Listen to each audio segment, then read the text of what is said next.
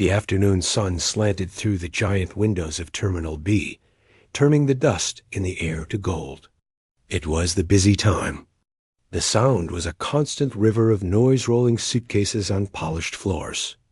The beep-beep of baggage carts, families calling out last goodbyes, and the never-ending drone of the flight announcements overhead. People moved in every direction, a river of hurry and hope and tiredness dot in the middle of it all. A man in a dark blue uniform walked with a calm, steady pace. Beside him, a sleek German shepherd worked with a happy, focused energy. The dog's name was Rex. His handler was a police officer with kind eyes that missed nothing. To the people rushing by, they were just part of the airport's background, a small reminder of safety. The officer would sometimes smile at a curious child pointing at the dog, but his real attention was always on his partner. Rex wore a simple working harness, not a scary muzzle. His nose, wet and black, twitched non-stop, drinking in a world of smells humans could never understand. To him, the airport wasn't about people or gates. It was a story told in scents. The sweet perfume of a woman passing by, the sharp lemon of cleaning supplies, the oily smell of pizza from a food court, the unique smell of fear on a nervous flyer. His job was to find one specific chapter in that story, the dangerous one. They were doing a random sweep. It looked casual. The officer would guide Rex along the lines of people waiting to check bags. Rex would move, his nose skimming just inches over the suitcases and backpacks. He passed by a big pink duffel bag that smelled of baby powder and milk. He ignored a hard, shiny suitcase that carried only the smell of new plastic and laundry detergent. His tail swayed in a steady, relaxed rhythm. He was working, but he wasn't worried then. The rhythm changed. A man in a plain gray hoodie was pushing a metal trolley. On it was a single, sturdy black suitcase. It looked no different from 1,000 others. As Rex floated past it, his body suddenly stiffened. His tail stopped moving and stood straight out. He took 2 steps past the suitcase, then turned back sharply. He pushed his nose hard against the side of the black case, sniffing in quick, deep pulls. Then he did what he was trained to do. He sat down directly in front of the suitcase, his entire body pointing at it like an arrow. He looked up at his handler, waiting. This was the sit alert. It was silent. It was polite. It meant, "I found something you need to check." The officer felt his heartbeat pick up, but his face stayed calm. He placed a hand on Rex's head, a silent, "Good job." He then turned to the man in the hoodie, offering a friendly but firm smile. "Afternoon, sir." "Routine check." "Is this your bag?" The man looked younger up close. His eyes darted from the officer to the dog and back to the floor. "Yeah, it's mine." His voice was tight. "Flying somewhere nice today?" "Just visiting family." The answer was too quick. "Could you open it for me, please?" The man's hands fumbled with the zipper. "I think it's stuck," he mumbled, pulling weakly. He was nervous, but lots of people got nervous around police dogs. That alone didn't mean anything. The officer's eyes, however, were on Rex. The dog hadn't moved from his sit. He was staring intently at the case, his nose still working. And then Rex's calm alert changed. A low, rumbling growl started deep in his chest, a sound the officer had heard only a few times in training with the most serious drills. Rex leaned forward and, with a decisive motion, clamped his powerful jaws onto the suitcase's handle. He didn't shake it. He just held on, as if to say, "This one. This is the one. Do not let it go." That was the moment everything changed. The growl, the bite, this was no longer a routine check. This was an urgent physical demand from a partner who spoke only in actions. The officer's training took over completely. He kept his voice level, but raised his hand, making a subtle gesture to a colleague across the hall. He spoke into the small microphone on his shoulder, his words clear and coded. 9 unit to Central. I have a code Bravo at Terminal B. Check-in row 7. Requesting secondary team. The dog is committed. He heard the crackle of confirmation in his earpiece. He never took his eyes off the man or the suitcase that Rex was so desperately holding on to. The bustling sounds of the airport, the laughter, the announcements, the rolling bags, suddenly felt very far away. In his mind, a silent alarm was now blaring. All his focus was on this one spot, this one black suitcase, and the loyal dog who refused to let it out of his sight. The ordinary afternoon had just ended. The officer's voice was calm on the radio, but the words he used were like throwing a hidden switch deep inside the airport. Things began to happen, fast and quiet. To the man in the gray hoodie, it probably just felt like more police had shown up quickly. 2 officers in regular clothes, looking like tired travelers themselves, appeared on either side of him. Their voices were low and polite. "Sir, we need you to come with us for a moment, just to sort this out. It's standard procedure." One of them gently took hold of the trolley's handle, right next to where Rex's jaws were still locked on the suitcase. The man in the hoodie looked like he wanted to argue, but the firm hands on his arms and the closed, serious faces around him left no room for it.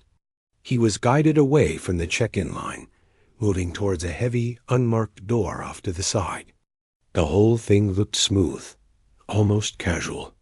Nobody in the rushing crowd seemed to notice the quiet drama unfolding. Meanwhile, the officer with Rex spoke to his dog in a firm, quiet tone. "Release." Rex let go of the suitcase handle immediately, but he didn't relax. His body was still a tense line, pointing at the black case. A low whine escaped his throat.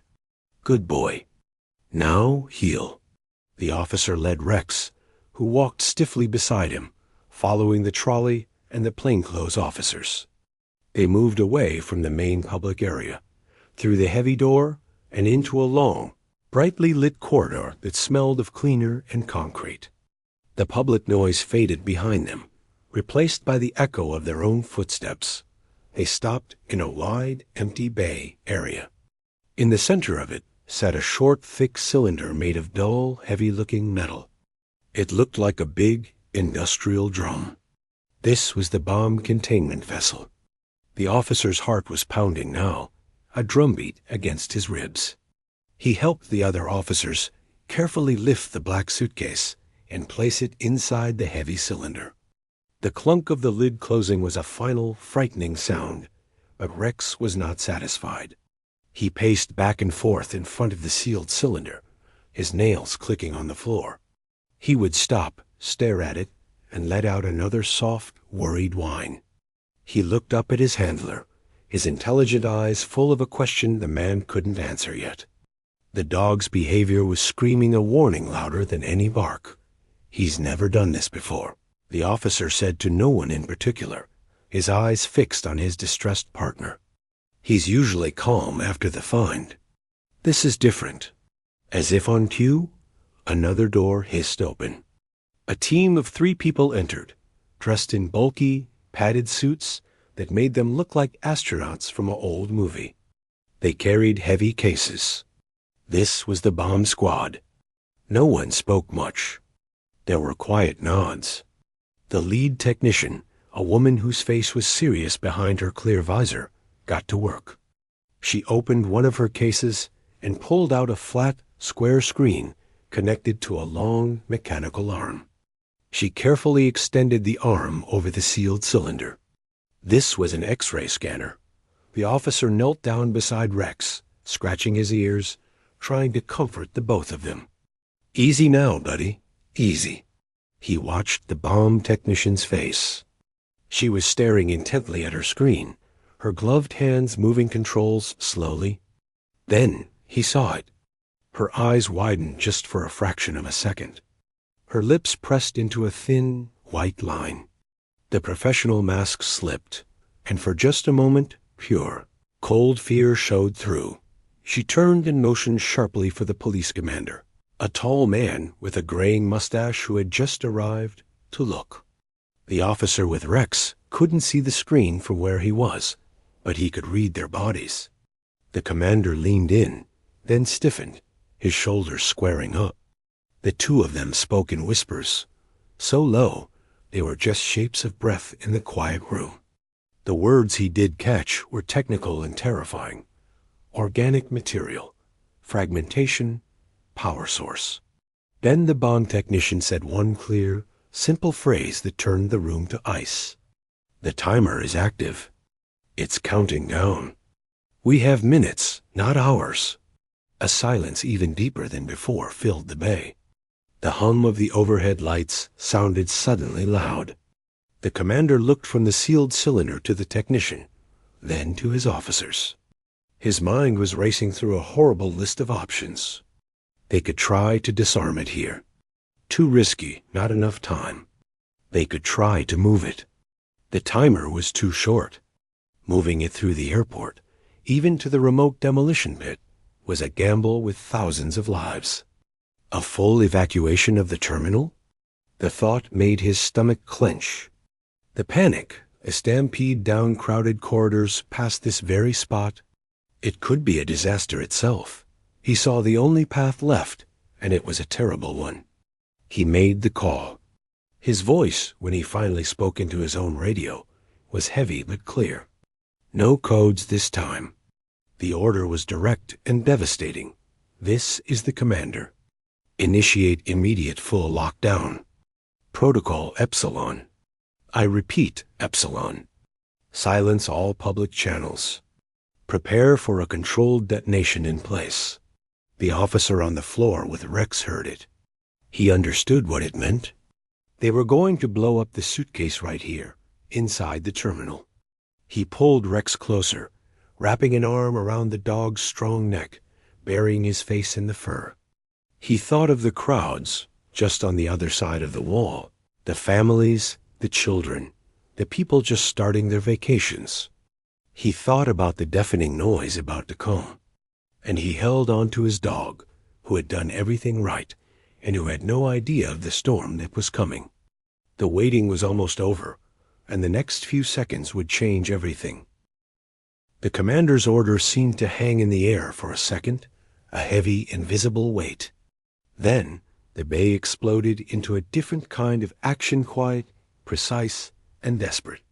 A bomb technician gave a sharp nod to her team. They moved around the metal cylinder like a pit crew, but in slow motion, their padded hands connecting cables and checking connections. One of them began spraying a thick, foamy substance around the base of the vessel. It was to contain the blast, to try and soak up the fury that was about to be unleashed. But the real change was happening out in the terminal. The officer could feel it more than hear it. First, the cheerful, echoing music that was always playing in the background stopped. It didn't fade. It was just gone, leaving a strange hollow feeling in the air. A second later, the steady stream of flight announcements asterisk, Flight 422 now boarding. Last call for passenger. Asterisk cut off in the middle of a word. Sudden silence is louder than any noise. In the corridor, they heard it. The great, bustling hum of the airport began to stutter and die. The commander was on his radio, his voice a tight, controlled whisper. All staff, this is Epsilon. Initiate crowd freeze. I repeat, crowd freeze. No movement. No announcements. Out in the main hall, a young woman pushing a stroller was the first to notice. She looked up at the departure board. The numbers and letters, which had been flipping and changing like magic, were frozen solid. She tapped her husband's arm and pointed, her mouth a little circle of confusion. A janitor pushing a trash cart stopped, his head cocked. He'd worked at the airport for 15 years. He had never heard it this quiet. A deep, primal unease settled over the thousands of people. The silence was a physical thing, pressing down on them. Then the staff began to move. From behind check-in counters, from information kiosks, uniformed men and women stepped out into the open spaces. They didn't run.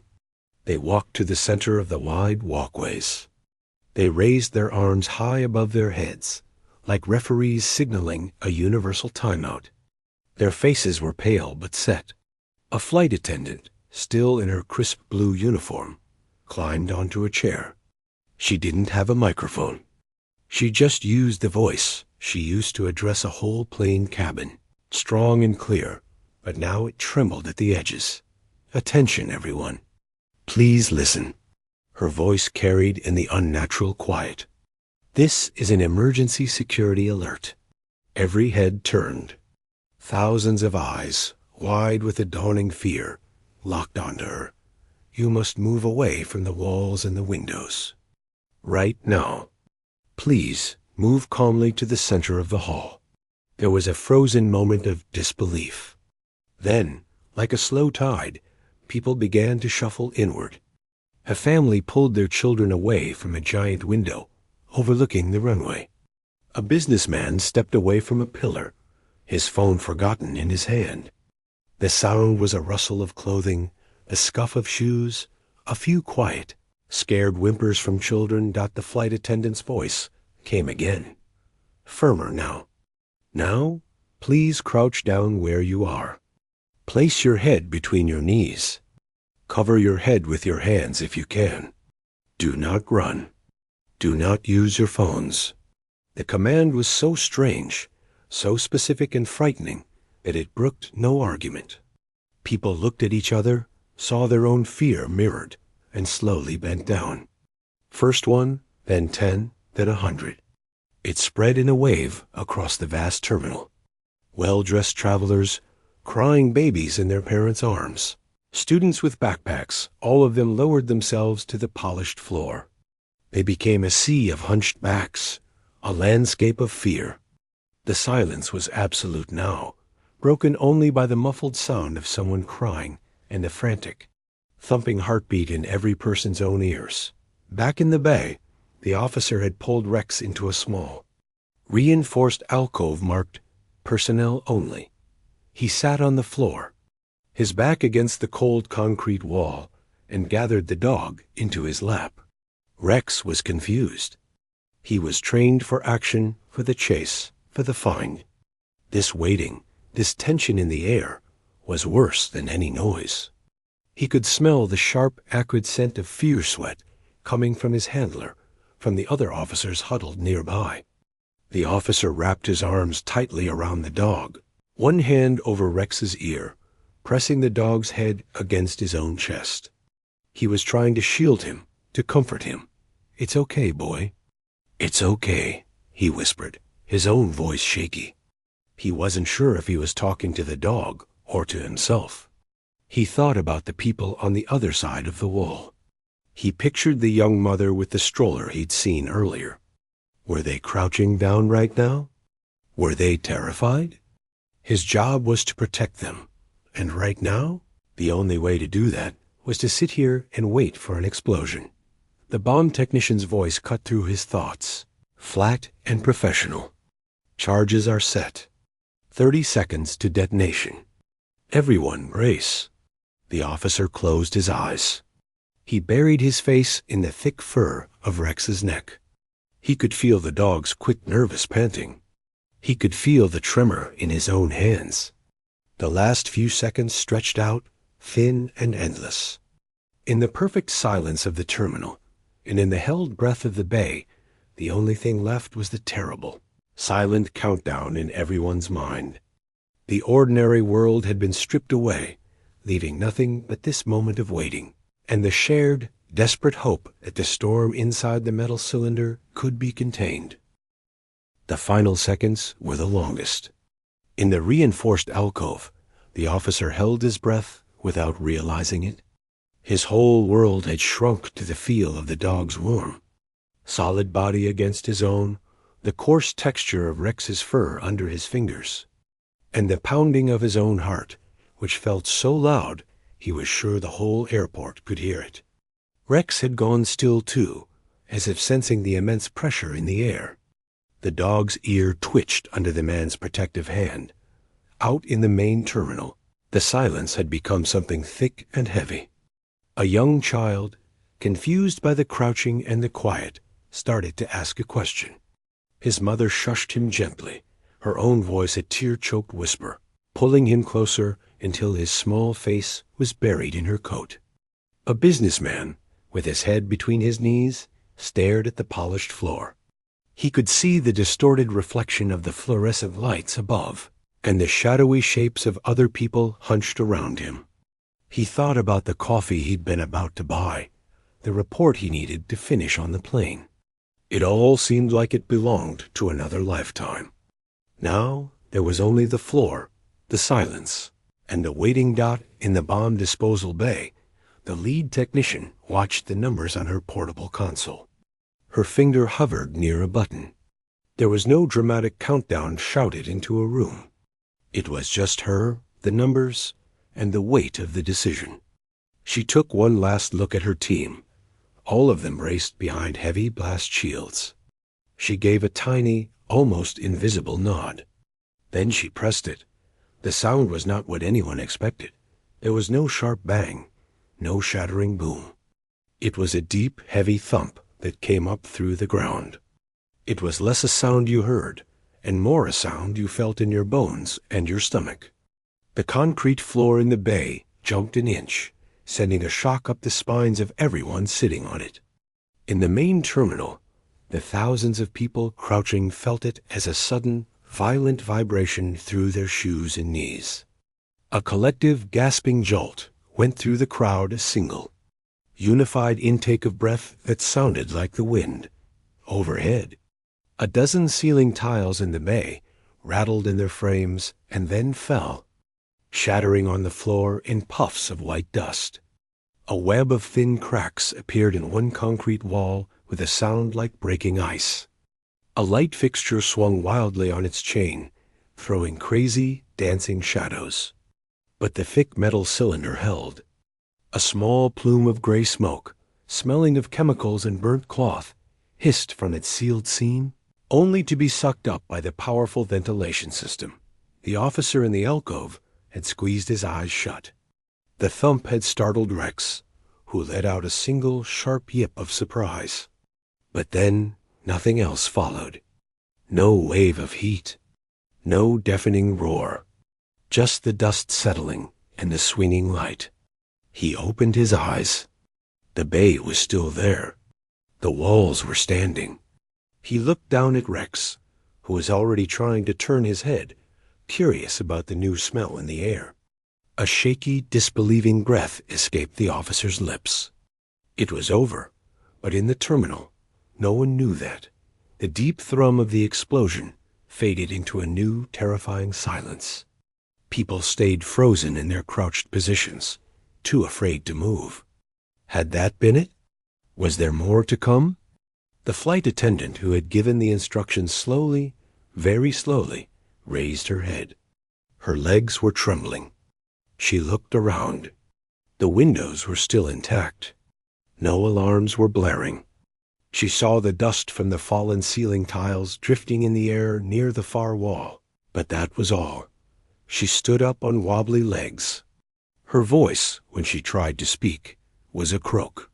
She cleared her throat and tried again. Please, please remain calm. Stay where you are. The sound of a human voice, any voice, was a lifeline.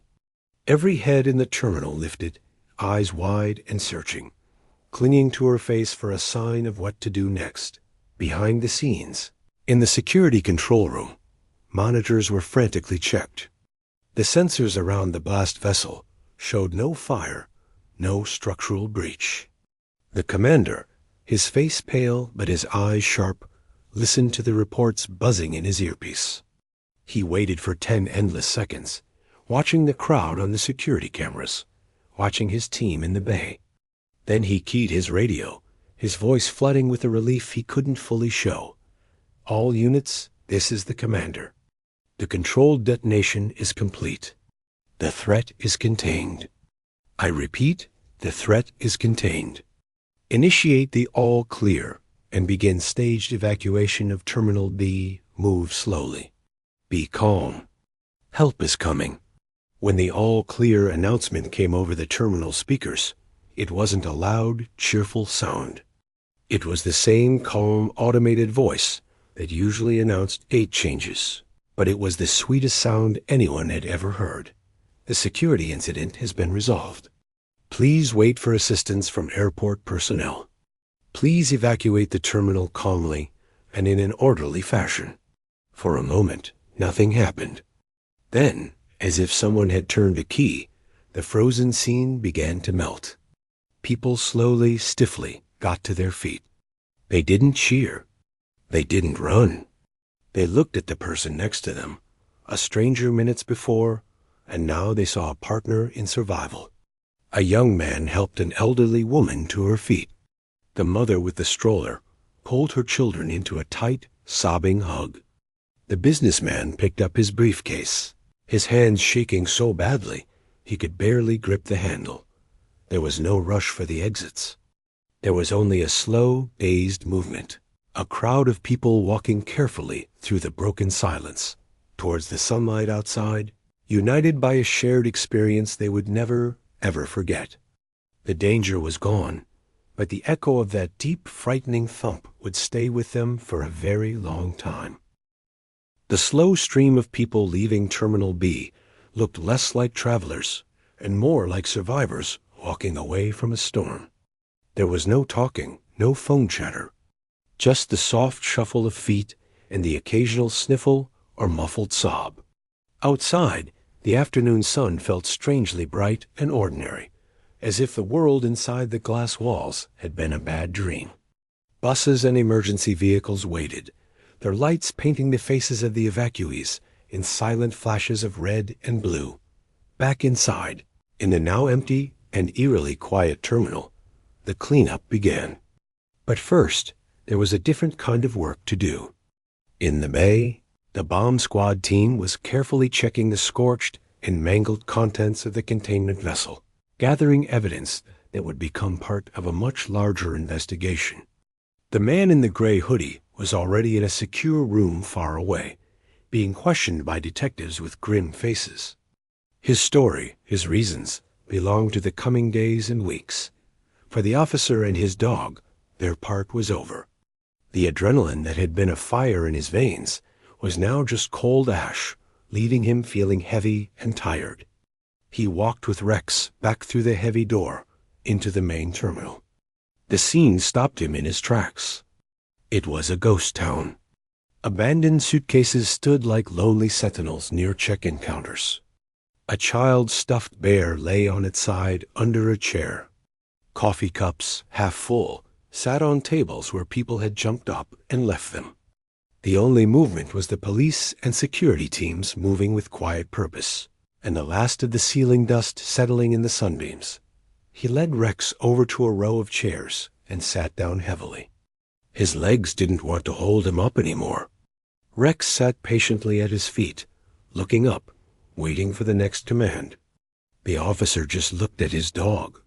He thought about the first alert, the sit, the growl, the decisive bite on the handle. Every step had been perfect. Rex hadn't hesitated. He hadn't been fooled. In a hall filled with thousands of confusing smells, he had found the one that didn't belong, and he had screamed a warning in the only way he could. He reached into the pocket of his uniform and pulled out Rex's favorite Toya braided rope tug, well-chewed and slobbery. Rex's ears perked up immediately, his tail giving a tentative, hopeful swish on the floor. The officer held it out. "Here you go, buddy. You did it. You did so good." Rex took the toy gently, then settled down, chewing on it with a soft, contented grumble. It was a simple, normal sound in the middle of the unnatural quiet. The officer let his hand rest on the dog's head, feeling the solid warmth of him. This animal, this partner, had given everyone in the terminal a second chance at a normal life. He had turned a potential tragedy into a story of a scary afternoon. Across the terminal, he saw the flight attendant, who had bravely given the instructions. She was sitting with another crew member, a foil blanket around her shoulders, her face in her hands. He saw the janitor slowly pushing his cart again, pausing to right a toppled trash can. He saw the commander talking quietly with a group of senior officers, their faces etched with a deep, shared exhaustion. This was the part no one outside would ever truly see. Not the dramatic explosion, but the quiet aftermath. The human cost measured in trembling hands and tear-stained faces, and the profound tiredness that comes from carrying the weight of so many lives and your decisions. Later that evening, long after the sun had set, the officer sat in the passenger seat of the K9 truck in the quiet parking lot. Rex was curled up in his specialized crate in the back, already asleep, the chewed rope toy beside him. The officer wasn't ready to drive home yet. He just sat, watching the airport lights glow against the night sky. He knew the official report would be filed. There would be interviews, maybe even a medal or a commendation for Rex. The news would probably call them heroes. But the word felt too big, too shiny for what really happened. It wasn't about being heroes. It was about doing a job, a terrifying and essential job, with the partner you trusted with your life. He thought about the sound. Not the loud thump of the explosion, but the silence that came right before it. That total, breathless, crushing silence of thousands of people holding still and hoping to live. That was the sound he would carry with him. That was the sound of the disaster they had all held at bay. He started the truck, the engine sounding loud in the quiet night. In the back, Rex sighed in his sleep. They were going home. The airport would be cleaned, repaired, and filled with noise again tomorrow. But for the two of them, and for everyone who was there, the memory of that silence would be a part of them forever. A reminder of a day that could have shattered countless lives, but didn't, because of a routine that wasn't. A decision that was terrible but right, and a dog who would not let go.